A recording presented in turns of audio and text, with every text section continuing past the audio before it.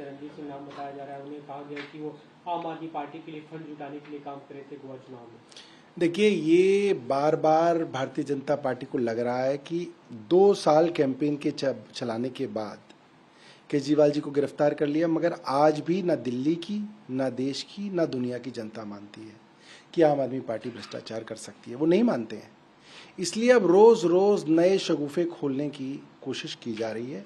इस आदमी को, जिसको अब ईडी ने गिरफ्तार किया, इनको तो 1 साल पहले सीबीआई गिरफ्तार कर चुकी है और सीबीआई के जज इनको ये कह के जमानत दे चुके हैं कि कोई ऐसा सबूत सीबीआई नहीं रख पाई कि ये इस तथाकथित एक्साइज मामले से जुड़े हुए हैं। अब इनको ईडी ने गिरफ्तार कर लिया। तो ये तो सिर्फ जो है एक दबाव बनाने की कोशिश है और ये कोशिश है कि किसी तरीके से आम आदमी पार्टी को बदनाम किया जा सके। कल जो मुलाकात हुई थी अरविंद केजरीवाल से भगवंत मान और संजीव पाठक की, उसके बाद कहा गया कि वहाँ पे एक तरह से आतंकवादियों की तरह ट्रीट किया जा रहा है। जो भगवंत मान ने बातें की कि शीशे के पार से मिला है, इससे क्या कहेंगे? देखिए, आज से पहले कई पार्टियों की, कई सरकारों के मंत्री, मुख्यमंत्री गिरफ्तार हुए हैं। वो तो सजा पाने के बाद गिरफ्तार हुए हैं, सजा पाने के बाद जेल भेजे गए। उसके बावजूद अगर कोई उनसे मिलने जाता था तो एक सहूलियत से उनसे उनकी मिलाई कराई जाती थी। 10-15 मिनट कोई आदमी बैठ के बात कर ले तो इसमें कोई दिक्कत किसी सरकार को नहीं हुआ करती थी। कानून सब वही थे। मगर आज अरविंद केजरीवाल जी को ह्यूमिलिएट किया जा रहा है। उनके ऊपर ऐसा मानसिक प्रेशर बनाया जा रहा है कि वो टूट जाएं, वे हार मान लें, वे भारतीय जनता पार्टी के आगे घुटने टेक दें। मगर अरविंद जी ने कहा कि उनका पूरा जीवन संघर्ष में गुजरा है, वो संघर्ष करने से डरेंगे नहीं। और ये जो छोटी हरकतें भारतीय जनता पार्टी की सरकार कर रही है, जनता सब देख रही है। आपके हेल्थ डिपार्टमेंट हमारी सरकार के मंत्री हैं, उनके जो सेक्रेटरीज काम कर रहे हैं, उनके साथ दानिक ऑफिसर्स हैं, उनके जो ओएसडीज हैं, उनके ऑफिस में अन्य लोग हैं, सब लोगों के खिलाफ एक विछंट चालू है कि किसी ना किसी तरीके से किसी पुराने मामले के अंदर उनको फंसाया जाए, उन पे दबाव बनाया जाए कि वो मंत्रियों के साथ काम करना बंद कर दें। अभी देखिए, ये मामला तब का है, तब ना मैं मंत्री था, ना वो मेरे ओएसडी थे, ना उस वक्त के मंत्री सत्येंद्र जैन साहब के वो ओएसडी थे। वो एक साधारण डॉक्टर थे।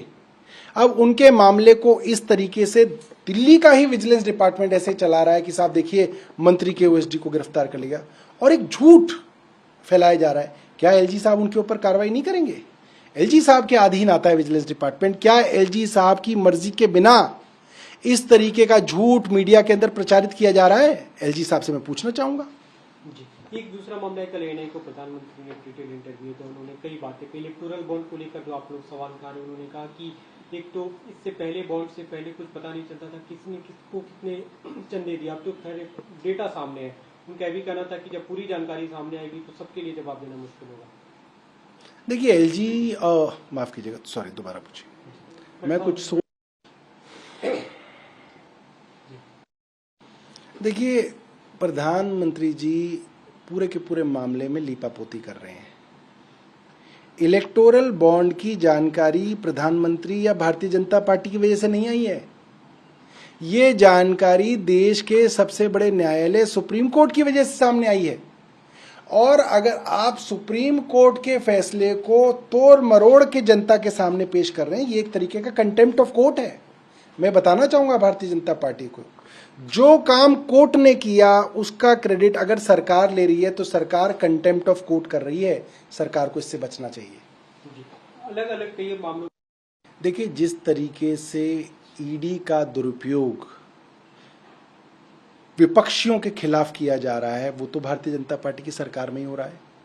जिस तरीके से ईडी और सीबीआई की इंक्वायरी शुरू की जाती है और अगर वो भ्रष्टाचारी भारतीय जनता पार्टी में आ जाता है तो वो इंक्वायरी, इन्वेस्टिगेशन ठंडे बस्ते में डाल दी जाती है। वे तो भारतीय जनता पार्टी के समय में ही हो रहा है। और जिस तरीके से ईडी की जमानत के कानून को ऐसा बना दिया गया कि महीनों तक किसी को जमानत ना मिले, ये भी भारतीय जनता पार्टी के शासन में हुआ है। तो ये बात बिल्कुल ठीक है कि इतना दुरुपयोग इन एजेंसीज का और इन कानूनों का कभी नहीं हुआ।